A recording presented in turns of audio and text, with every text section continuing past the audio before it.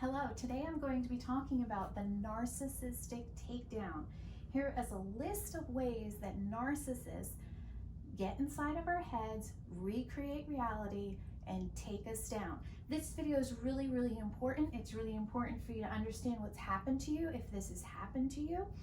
And also you can share it with your friends and family, and I hope it helps you understand the process that they're using and that they have used to drive us to crazy and to take us down and ultimately take our reputations.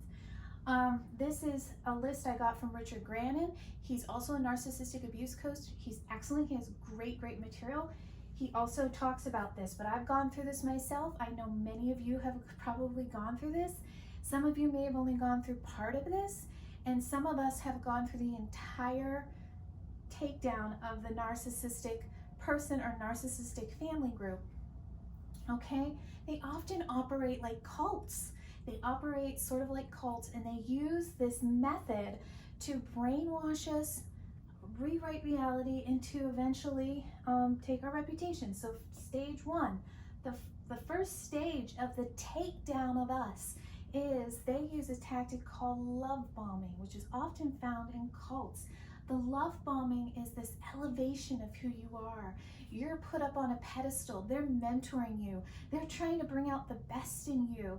You're amazing. You have no flaws. You're perfect, right? And they make you feel so good about yourself. And the love bombing is done in order to create an attachment. Once they've established that there's an attachment and they realize they have a hold on you, for whatever reason, they start to devalue us often, okay? They'll look for our character flaws, and they'll start devaluing us in their minds, okay? And then they throw us into isolation. This is when they will try to pull you away from your friends or your family so you can have support or a different perspective. Or maybe it's throwing you into isolation by not allowing you to know what's being said about you behind your back, if it's a group of people, you know. But you're in isolation, and that isolation is a form of torture. This is some nasty stuff that they pull off. Their only desire is to dominate and win. So often what happens, like if you're an empath and this is what malignant narcissists do, those who operate in paranoia, sadism, Machiavellianism. But if you're an empath and you're dealing with a malignant narcissist over here, what's going to happen is these two personalities eventually collide. As the empath gives and gives and gives, the malignant narcissist takes and takes for himself. He's using you, he's setting you up, he's engineering a framing game and you don't know it, and you're covering for him and stuff. He is going to gaslight the entire narrative. That's the next step. They gaslight. So when a malignant narcissist and an empath go toe to toe, often what happens is the empath, and I'll talk about that a little bit later, but the empath goes what's known as supernova. What happens is when an empath goes supernova, they are going against every single thing that is in their nature, and they are taking on the narcissistic traits in order to fight the narcissist. But that happens later in this. So first, let me go back here. After they devalue and isolate us and throw us into isolation, they use a tactic, and they'll be spreading rumors, and you don't know what the heck's going on. They gaslight us. Now, in gaslighting, our perception of reality is always wrong. They're always right, we're always wrong, okay? This really causes a lot of confusion. If you're like this and you want to give people the benefit of the doubt, they're not like that. They're like this, and they don't give you the benefit of the doubt. So what happens in gaslighting is they're rewriting history. They're rewriting the narrative, not only in their own minds, but in your mind. It's happening everywhere. A new narrative is going to emerge that you don't even know anything about behind your back. It's a way of gaining dominance over the situation. It's a way of gaining control over somebody's mind by brainwashing that person into thinking that never really happened. Your perception is wrong. What are you talking about? I never said that. And so there's this idea that you're always in the wrong, which causes us to break down, okay? Because now we're wondering if we even have a right anymore, because they want us to think we have no rights. You have no right to say that. You have no right to think that. You don't have any rights. That's right, you don't have any rights. So gaslighting is caused to make us think we have no rights. We don't have a right to understand reality for what it was. We don't have a right. So they're going to rewrite reality. It's a way of taking hold of a narrative and re-scripting it for the narcissist's false ego that he's trying to uphold, so people don't figure out what really happened, okay? And so also you're not going to be able to understand anymore, and you're going to sit there blaming yourself when you're being gaslit, because they're making you feel like you've done something wrong by even suggesting the fact that something has happened and you understand reality. How dare you understand reality? How dare you understand what's really occurred in the situation? You're not allowed to understand it. Therefore, we have to erase we have to brainwash you and erase reality and insert a dominant new reality. If I can have total, complete control over your mind, I can have control over the narrative. That's what the narcissist does. And so they cause us to question ourselves, because we're reasonable people. We think maybe they're being honest. They lie constantly. Gaslighting is entitled lying. They lie all the time. Their entire narrative is a lie. It's a setup. It's a framing game. If you've made any mistakes, they're going to be exaggerated, and you're going to be left blaming yourselves. Most people lie because we're embarrassed, trying to protect people's feelings. Gaslighters, people rewriting history, lie in an entitled, pathological manner. They're leaving out information. They're rewriting the script. They're taking information out of context and re-scripting it, rewriting it. They're taking text out of context. They're taking things you said out of context of a sentence. They don't care as long as they win. Their only desire is to be dominant. And so gaslighting will also go hand in hand with stonewalling down here, which is a refusal to negotiate a matter in good faith, okay? And stonewallers, extremely controlling. So is our perception wrong? Oh yeah, okay. So this is what they got everyone thinking now. They're putting you in a bad light for even suggesting that they did anything wrong. And they did do things wrong, but they're putting you in a bad light. And then they're making you feel like you're a bad person. So then what they do is they do something called a mock execution. This happened to me in a public setting. It was very embarrassing. But what they do is they try to exploit you publicly, or it doesn't have to be public. In any manner, a mock execution will occur. They maybe record a conversation or something and mock you and make fun of you and threaten you and intimidate you and make you look like and think that you're a joke of some sort.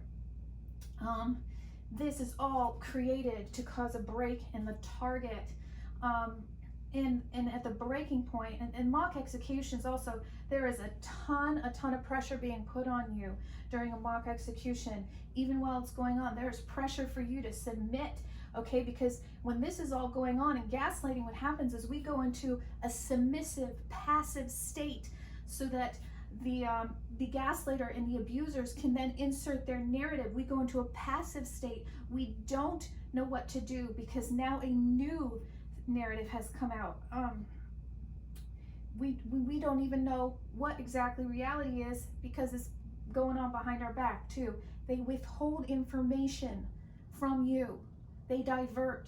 They withhold in order to use it against you. The element of surprise. You don't even know what's going on. Okay, mock execution is also, this is this horrible torture process where there's this pressure being put on you. You're under so much pain anyway, because you weren't trying to hurt anybody, okay? But you've become attached. They are now torturing you, and there's this pressure on you to do what they want and say what they want and give to them what they need to finish you off. This is where you got to be careful. Don't give them what they need. Don't agree with them. Don't apologize to them, guys, because if you do, at that point, you're giving them more bullets to shoot you with. Because I'll tell you what, narcissists and sociopaths, the moment you speak to them, they're writing it down. Your words will be twisted and used against you. Your family members' words will be twisted and used against you. Anything you say can and will be used against you when you're dealing with a narcissistic personality. They don't care about reality. They are rewriting reality because narcissism is a defense mechanism. They need their magical world of thinking to be true. They need their narrative, their false narrative, to be true.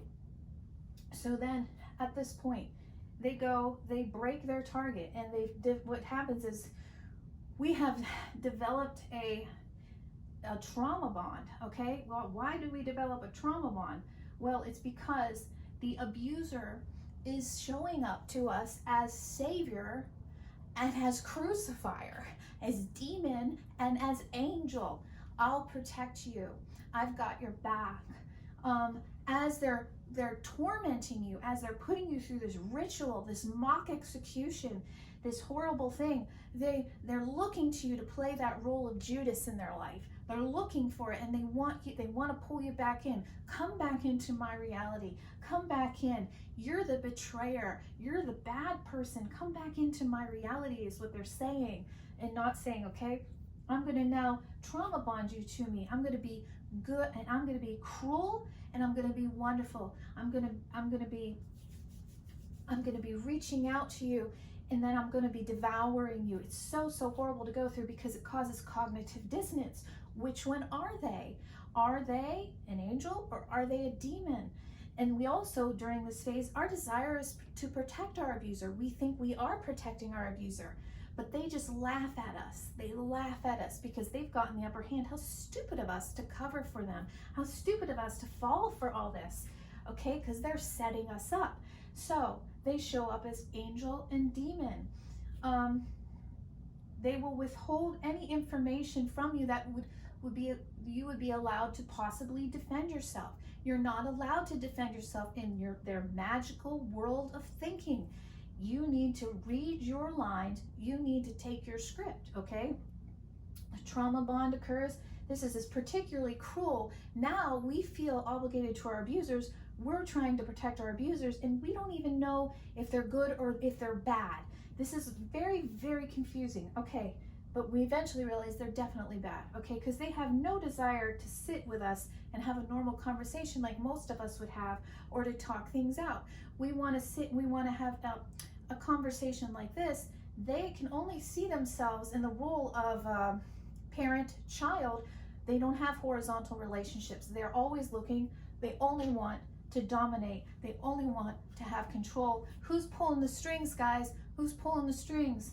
The narcissist is, okay? He's got total power and control over everyone in his arena, everyone who's working for him, all his flying monkeys, all his minions, and you. And some of the people that are around him are narcissists as well, okay? They're abusing you too. And they're often found in cluster groups of people for some reason. I've noticed this. So sort of like a cult. And they all get the same mindset, the same lie in their minds, okay? The abused then apologizes to the abuser because we then think we've done something wrong. Because gaslighting will cause you to be on your knees, over apologizing, over admitting to things, and it will even cause you to sometimes admit to things you haven't done. You will think your gaslighters are right, okay? Even though they're wrong. But see, this is what they want. They want you on your knees. They want this torture process to break you. So you unsubscribe to what you know is true, and then you're subscribing to an alternate reality. And this emboldens the abusers, and they go forth, and this emboldens them. This is what they want. They want you to break, you know? So then the abuser apologizes to the abused, apologizes to the abuser in this magical world of thinking. It emboldens them. Yes, they got one more piece. They got some more ammunition. The stonewalling is a refusal to negotiate a matter in good faith. I've dealt with a stonewaller. They're horrible. They cause anxiety. They give people the silent treatment. They ignore you. You're either for us or against us. If you have any other opinion other than their opinion, you are automatically the enemy. These type of people also deal with paranoia. So you'll find that even with a stonewaller, he'll think things are going on that aren't going on, and he'll be very suspicious of people I think because of the background that some of these people have grown up in. They've learned this hyper-vigilant kind of war thing going on, that, you know, they're thinking things that are going on that aren't going on because of paranoia. So stonewalling is a refusal to negotiate a matter in good faith. It's very, very frustrating as we're trying to resolve a situation. They're not looking to resolve it, they're looking to win. How much information can they get to win?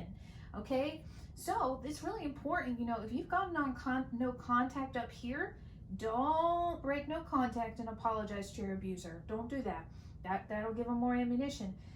What I did up here, I started to react really, really strongly. They were able to use my reactions against me to convince people that I was the narcissist. But what happens is we finally just explode because we've been mistreated for so long. Okay, they'll use that as evidence that you're not who you say you are, you're crazy and so forth and everything like that. So I went no contact after I, you know, became very, you know, I fought back, but then the pressure came on me and they pressured me and they harassed me online until I broke down more.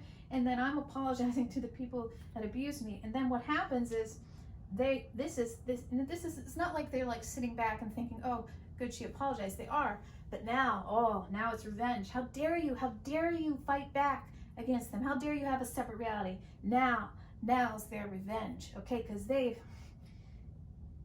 are going to take your reputation and they're going to twist the whole thing around, okay? And so this is the smear campaign. Smear campaigns are extremely, extremely frightening to go through. They're absolutely horrible. These people they use something called gaslight. Anything that you've done that was good or of good nature, or you didn't mean that, or whatever, it's going to be turned around and flipped around like you had some sort of motives you never had. Not only that, they'll be exaggerating your wrongdoings. They'll portray you as someone you aren't. And if they've got you in believing that you're a bad person, and they got this some sort of evidence that you think you're this horrible person yourself, or you're over apologizing them, they're going to use that too. It's all very frightening. It causes us to become hypervigilant. It causes us to develop paranoia ourselves. We think our lives are often in danger because there's something very evil about this. There's something really demonic about this stuff. This isn't right. These are dark people who do this stuff to other people. So they'll do the smear campaign though under the guise of love and care and the pity ploy, which fools everybody. People will take the side of the abuser, which is really hard because you've just gone through absolute nightmare, trying your best to resolve it, trying your best to work it out, trying your best to give and understand and be reasonable. They're not going to understand and be reasonable. Their only desire is to take your reputation so that what happened doesn't come out. What really happened doesn't come out. A false narrative, an alternate narrative will come out, okay? Then this leaves the target hanging, okay? After they take revenge on us, we're sometimes, even above here, sometimes this happens. They take revenge on us, they smear us, and we're left hanging there. We want closure. Any normal human being wants closure. Malignant narcissists, those who operate in power, control, and manipulation, they don't want closure. They want to win because of how they've grown up. They've grown up in a war zone probably. They want to win. They want dominance, okay? So they're not going to give us closure. They know we want it, but they're not going to give it to us. No, because now they have all the power, okay? They've already punished us. They've punished us. They've punished us, okay? Then we are in a submissive state, totally submissive. They are on top of us, pressing us down. It causes us anxiety. It causes us distress. It causes us to go into a fog. It causes illness. It causes all sorts of issues in us. We're just like, what the heck just happened? Our hair's falling out and everything. We've got PTSD. We've gone into a completely submissive state as they are recreating a narrative for their egos and their impression management. So what really happened won't come out. The smear leaves a bad taste on people's mouth about your character. They know that hurts. They know taking your reputation hurts. And so also malignant narcissists, also known as like the zombie witch doctors, the malignant narcissists, they will make you feel like they have no life in them. If you look into their eyes, there's nothing there. There's nothing there. They're dark. And some of us it feels like that when we look at them. We're just like, but they're going to make us feel like zombies after. They're going to make us feel, we're just like, what just happened? So what just happened to us? Because the smear is intended to erase who you are. It's an erasing of who you are. They're going to erase you. And they can erase you. They can. Because they operate in Machiavellianism. They're sadistic. They enjoy watching all this. Oh, it gives them ego. It gives them fuel. They love it. You know, but if you inflict a narcissistic injury, if you fight back, if you try to expose them, you know, they're going to come on 10 times harder eventually, you know. So the reason these type of people cry is they cry for themselves. They do not care about who they hurt. They really don't. They are completely self-absorbed. They don't care about anything you've gone through. The only person that matters is the malignant narcissist and the people that support him. Covert narcissist, the only person that matters is that covert, vulnerable narcissist. Okay, so you do not matter. They are using you. You are a puppet. Who is in control? The narcissist. You are a puppet. So how do you stop being a puppet? They want you to read your lines, take your script. You're guilty of things you're not guilty of, but they're going to say you're guilty of. So the smearing, it totally erases who you are. They're cruel people. They don't care. In my situation once, we were in a group of people, and the guy actually, this was during the mock execution, the guy stands up there, this is during a meeting, and he goes, "There's no smear campaign going on here."